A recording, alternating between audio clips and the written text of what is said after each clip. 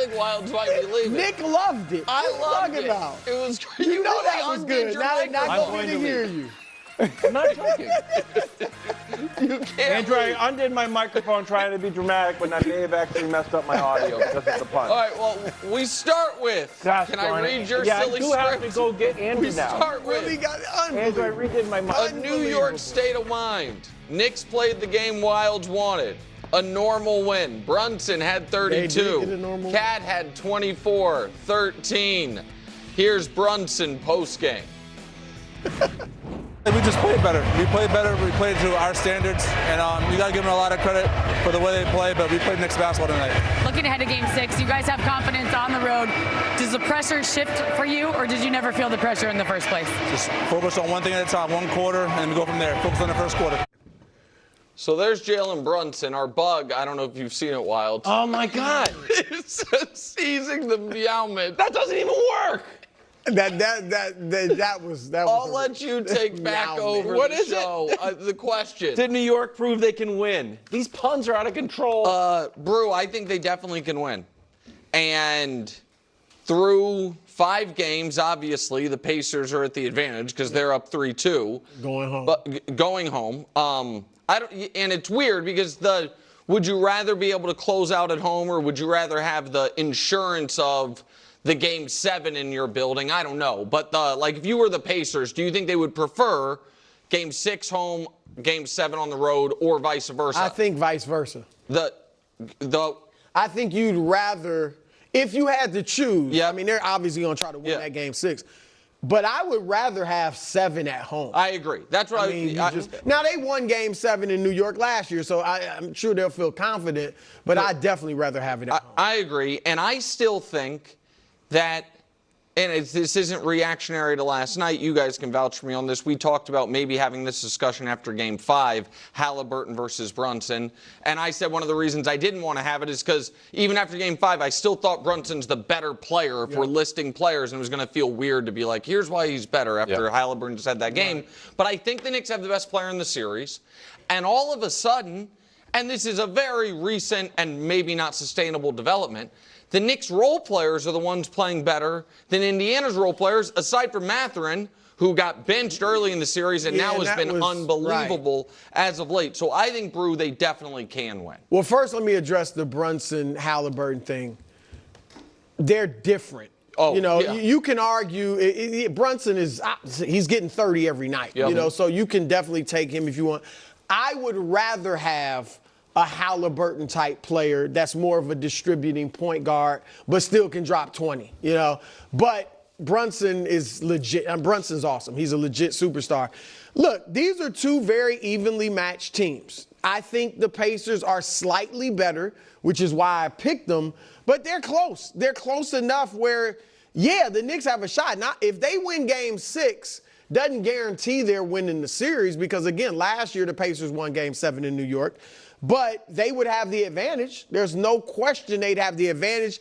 Even if they haven't been great at home, they still would have the advantage. The Pacers, by the way, in addition to that Game 7 last year in New York, have won 2 of the 3 games in New York this year in the playoffs. So they would feel confident, but still, you would just rather be at home in this instance. But I don't think it's going to happen. I think the Pacers get rid of them in 6. We've seen this throughout the playoffs. You even made a statement about it, which is true. The most desperate team in so many of these games has won. We saw it with the Knicks against Boston. When the Knicks were up 3-1, everybody feels like the series is over because Tatum is out, and Boston blows them away in Game 5 in Boston, and then comes back to New York and gets blasted.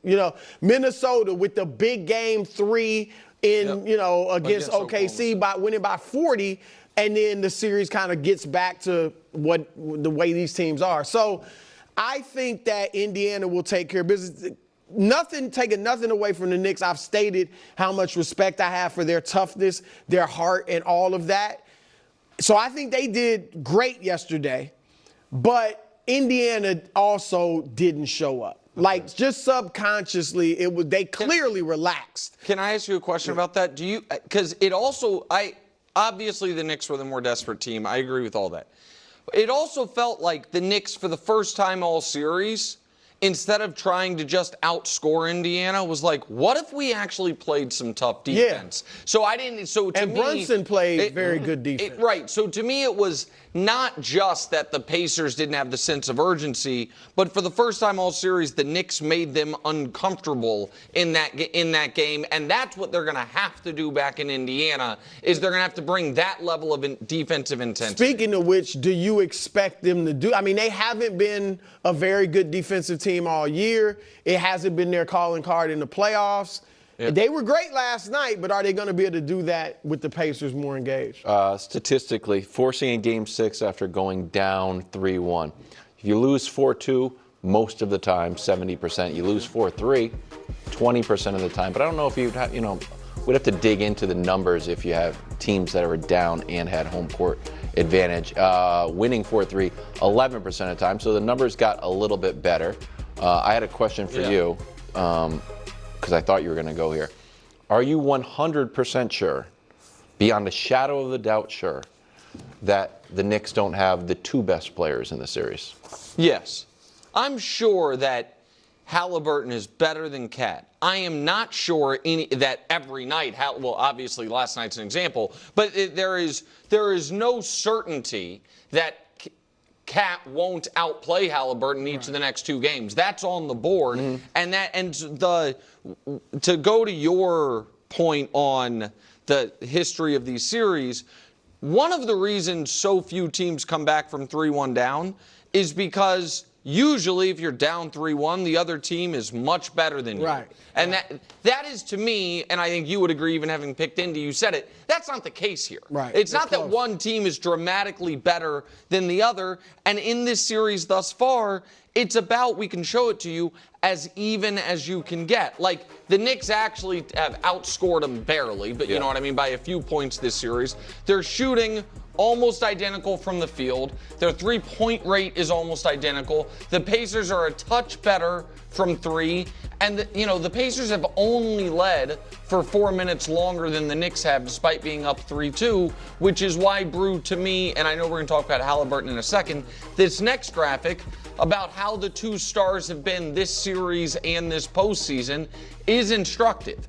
It does feel to me like Brunson is the most reliable player in this series. And he has been, I think you can say, outside of Shea, the most reliable player in this postseason. I guess Joker as well, but Joker got eliminated early.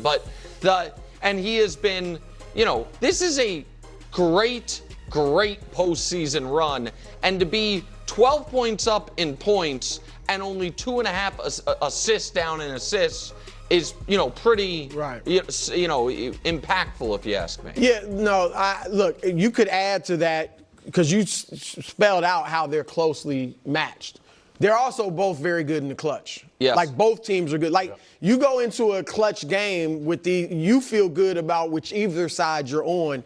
And, yeah, Brunson is the most consistent. You can pencil him in. He's going to get 30 tomorrow night. Like, he's going to get 30 or more. Haliburton, I think, will play well, but it could be a 19-12 game, or it could be a 30-9 game or something like that. All right, well, Haliburton went from historically great in Game 4 to completely underwhelming in Game 5. 8 points, 6 assists, low usage rate. Here he is after the game. Rough night for me. I got to be better, setting the tone, getting downhill. I feel like I didn't do a great job of that. But I'll watch the film. There were some different things they did defensively. But for the most part, I think their base stuff was the same. They picked up the pressure a little bit more, tried to apply more as the game went on. But yeah, I got to be better, and I'll be better in Game 6. Confidence level at 100 there. Yeah. Haliburton this postseason, 3 games with over 30, 4 games in the 20s, 8 games under 20. Should Haliburton's spot in club superstar be in jeopardy after a dud game?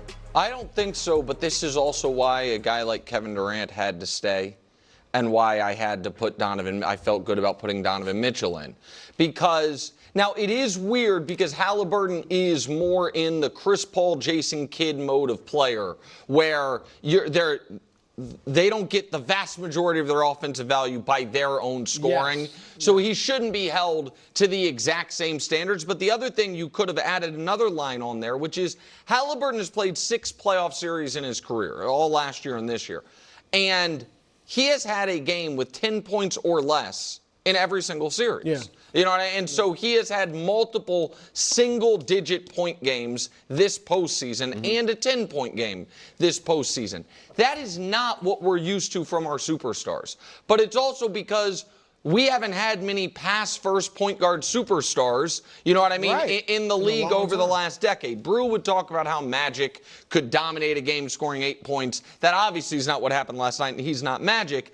I still think he's a superstar in today's context. I also think, Brew, there's still only 5 or 6 guys that you can basically say in the NBA playoffs are going to be at least good, or or at least productive every single night. And it's in my opinion, the 4 best players in the league: Giannis, Joker, Shea, and Luka. And then check their basketball reference pages. The 2 old-timers, LeBron and Steph, who never, they just don't have this game even at that age. But so I still think he's a superstar. It's just odd because he's not that level of player of those other guys, and he's a pass-first guy, so this is going to happen. And you and I have talked about this, too. If you go look at some of the all-time greats' game logs from the playoffs, this happens. I mean, Isaiah Thomas had some games where he scored 8 points, 10 points, whatever it is. So this does happen to really all but Jordan, LeBron for the most part, where just every night, even if they shoot poorly, they're still going to get they're getting 20-something points. Yeah, exactly. So, look, they did a good job on him last night. What they did, they picked him up either full court, 3/4 court, at half court to slow him down. So he wants